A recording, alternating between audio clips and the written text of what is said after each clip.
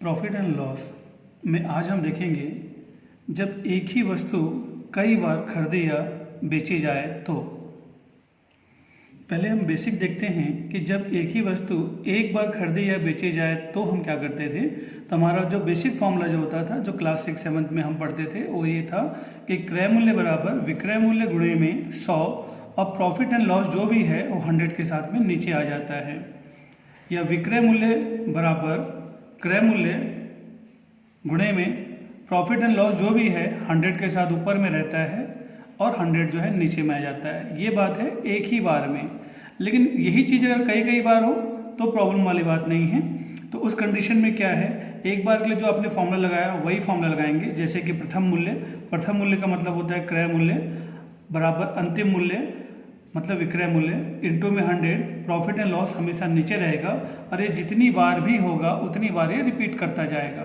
उसी प्रकार से अगर आपको अंतिम मूल्य निकालना है, विक्रय मूल्य बराबर प्रथम मूल्य मतलब क्रय मूल्य इंटू में, मैंने बताया था कि विक्रय मूल्य में 100 हमेशा नीचे होता है, तो 100 नीचे होगा, प्रॉफिट एंड लॉस ऊपर होगा और यही लगातार चलता हुआ जाएगा। अभी हम इसको कुछ उदाहरण से समझते हैं। चलिए पहला उदाहरण हम लेते हैं कि ए एक साइकिल को 20% लाभ पर बी को बेचता है। ए के पास में कोई साइकिल है, उसे 20% मुनाफे के साथ में वो बी को बेच रहा है। बी उसे 25% मुनाफे के साथ में सी को बेचता है। बी सी को बेच रहा है 25% मुनाफे के साथ में और सी अपनी ओर से उसका 225 रुपये देता है। तो इस पूरे क्वेश्चन में ये समझ में आ रहा है कि हमारे पास में अंतिम मूल्य तो है, लेकिन हमारे पास में प्रथम मूल्य मतलब ए ने कितने में खरीदा या ए का लागत मूल्य हमारे पास में नहीं है। तो चलिए हमने जो फॉर्मूला बताया था, प्रथम मूल्य मतलब ए ने कितने में खरीदा बराबर अंतिम मूल्य 225 रुपये गुणे में 100 बटे में लाभ और हानि जो भी हो उसे आप 100 के साथ लिखेंगे इंटू में 100, क्योंकि ये आपको एक बार में तो हुआ नहीं, आपके पास लाभ और हानि वाला प्रोसेस 2 से 3 बार भी, जितने बार भी होगा उतने बार आप इस चीज़ को रिपीट करेंगे इंटू 100। प्रॉफिट एंड लॉस जो भी है उसे आप नीचे लिखेंगे।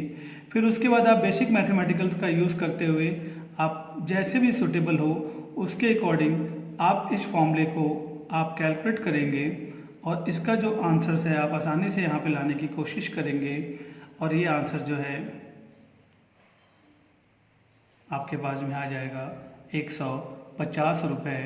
मतलब ए ने इस वस्तु को 150 रुपये में खरीदा, उसके बाद 20% मुनाफे के साथ बी को बेचा, तो जिस भी रेट में बी ने खरीदा उसने अगेन 25% का मुनाफा लेके सी को बेचा था और सी ने 225 रुपये दिए थे। तो ऐसे प्रश्न में हम ध्यान रखें कि हमसे लागत मूल्य या क्रय मूल्य पूछे तो हम इस फॉर्मूले के माध्यम से इसको निकाल सकते हैं। अब हम दूसरा उदाहरण देखते हैं। इसमें आपको जो प्रश्न दिया है उसमें 840 रुपये क्रय मूल्य वाली एक वस्तु को ए ने 10% लाभ पर बी को बेच दिया। मतलब वस्तु का मूल्य आपको मालूम है 840 रुपया। ए ने क्या किया, 10% के मुनाफे के साथ में इसे किसको बेच दिया, बी को बेच दिया। फिर बी ने पुनः 5% की हानि पर, हानि मतलब माइनस, सी को बेच दिया। तो बताइए वस्तु का अंतिम विक्रय मूल्य क्या है। इस बार आपसे अंतिम मूल्य पूछा है या विक्रय मूल्य पूछा है। तो अंतिम मूल्य बराबर क्या होता है वो आपके पास में, आपको मैंने पहले फॉर्मूला बता रखा है, तो उसी फॉर्मूले के हिसाब से देखें तो अंतिम मूल्य बराबर होता है प्रथम मूल्य। प्रथम मूल्य आपके पास में 840 रुपये है इंटू, जब भी आपको अंतिम मूल्य मतलब सेलिंग प्राइस पूछता है तो 100 नीचे रहता है, प्रॉफिट एंड लॉस ऊपर आ जाता है। तो 10% प्रॉफिट के साथ अगर बात करें तो 110 अपॉन में 10 इंटू में, अगर सेकंड टाइम में 5% का लॉस हो रहा है, अगर हम यहाँ पे लॉस के साथ में चलें तो हम यहाँ पे लिखेंगे 95 अपॉन में 100। इसका मतलब जब हम इसको कैलकुलेट करेंगे तो हमारा आंसर आ जाएगा 877 रुपया 80 पैसा। हमारा जो है आंसर जो है ये आ जाएगा। ठीक है, अब हम कुछ प्रश्नों को हल करते हैं। प्रश्न नंबर 1, क्वेश्चन को समझते हैं पहले कि ए किसी घोड़े को बी को 15% लाभ पर दिया, मतलब ए ने बी को 15% लाभ पर बेचा, बी ने सी को 20% की हानि पर बेचा, सी ने इसके लिए रुपए दिए 1440 रुपए दिए। तो आपसे क्वेश्चन पूछता है कितने में खरीदा। खरीदा मतलब होता है प्रथम मूल्य, लागत मूल्य, क्रय मूल्य, जो भी आप लिखना चाहें लिख सकते हैं। क्रय मूल्य बराबर क्या होता है, मैंने बताया था आपको। क्रय मूल्य बराबर होता है अंतिम मूल्य या विक्रय मूल्य इंटू, जब भी क्रय मूल्य निकालना होता है तो 100 ऊपर होगा, प्रॉफिट एंड लॉस जो भी हो रहा हो वो नीचे आएगा, इंटू में सेकंड टाइम देखें 100 ऊपर रहेगा, प्रॉफिट एंड लॉस जो भी आ रहा हो वो वैल्यू कहाँ आएगा, नीचे में आएगा। और आप इसको आराम से कैलकुलेट करेंगे, जब तक ये कैलकुलेट होगा आप आसानी से कैलकुलेट करेंगे और आपको कैलकुलेशंस के बाद में आपका जो आंसर आएगा वो आएगा कॉस्ट प्राइस जो है 1565 रुपया 21 पैसा जो है कॉस्ट प्राइस आएगा। आप इसको राउंड ऑफ करके भी आंसर यहाँ पे ला सकते हैं। क्वेश्चन नंबर 2, इस क्वेश्चन को देखते हैं कि ए किसी साइकिल को बी को 25% लाभ पर बेचता है। ए कोई व्यक्ति है, उसके पास कोई साइकिल है, उसे वो बेच रहा है बी को 25% मुनाफे के साथ में। बी ने सी को 30% मुनाफे के साथ में बेचा। तो क्वेश्चन पूछ रहा है कि परिणामी लाभ प्रतिशत बताइए।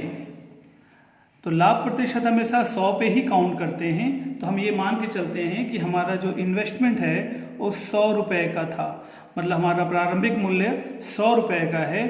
तो हम अपना अंतिम मूल्य ज्ञात करने की कोशिश करते हैं। तो अंतिम मूल्य बराबर क्या होता है, प्रारंभिक मूल्य। अंतिम मूल्य को हम सेलिंग प्राइस भी कहते हैं, और सेलिंग प्राइस में हमेशा प्रॉफिट एंड लॉस जो भी होता है ये हमेशा ऊपर रहता है। तो 25% मुनाफा, तो 125 बटे में 100 इंटू 30% मुनाफा 130 बटे में 100। इस 100 से तो मैं इसको हटा दूँ। अगर मैं यहाँ पे सिंपल टेबल की बात करूँ, अगर 25 के टेबल से भी बात करता हूँ तो मैं ये देखता हूँ कि इस प्रकार से आता है यहाँ पे, और राउंड ऑफ करके अगर मैं यहाँ पे लेता हूँ तो 2 से ये 65 टाइम्स हमारे पास में जो वैल्यूज आएगा।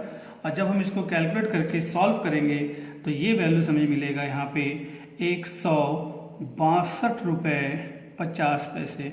तो देखिए आपसे अंतिम मूल्य नहीं पूछा, नहीं आपसे प्रारंभिक मूल्य पूछा, आपसे पूछा लाभ प्रतिशत क्या होगा। तो एक काम करिए, आप खुद देखिए कि आपने 100 रुपये में खरीदा था चीज़ को, 100 रुपये की चीज़ जो है एक को फाइनली 162 रुपये तक इसकी वैल्यू बढ़ रही है। तो बढ़ कितनी रही है, इसके लिए आपको क्या करना पड़ेगा, आपको जो लागत मूल्य है यहाँ से हटाना पड़ेगा। तो आपको पता चला मुनाफा कितना आ रहा है, 62 रुपये 50 पैसा। कितने पे, 100 रुपये पे, इसलिए लाभ प्रतिशत जो है आपका होगा 62 रुपये 50 पैसे। प्रश्न 3, क्वेश्चन कह रहा है कि राम ने एक साइकिल 1000 रुपये में खरीद कर, साइकिल का मूल्य मालूम है आपको 1000, इस बार जो व्यक्ति है उसका नाम है राम, ने खरीद कर 20% लाभ के साथ में श्याम को बेचा। श्याम ने 10% घाटा में सह करके उसे मोहन को दिया। तो क्वेश्चन बोल रहा है कि मोहन ने फाइनली उसे कितने रुपए में खरीदा, मतलब हमें प्रारंभिक मूल्य मालूम है, हमें पता करना है अंतिम मूल्य का। तो हमें मालूम है कि अंतिम मूल्य बराबर प्रारंभिक मूल्य इंटू में अंतिम मूल्य मतलब सेलिंग प्राइस। सेलिंग प्राइस में प्रॉफिट एंड लॉस कहाँ होगा, ऊपर होगा, और 100 कहाँ होगा, नीचे होगा। और यहाँ पे 10% लॉस हुआ तो प्रॉफिट एंड लॉस ऊपर, 100 नीचे। तो इस कंडीशन में जब आप कैलकुलेट करेंगे तो आपको आसानी से जो आंसर आएगा आपके पास में वो आएगा 1080। मतलब मोहन ने कितने रुपए का खरीदा, अंतिम मूल्य की बात करें तो 1080 रुपये आएगा।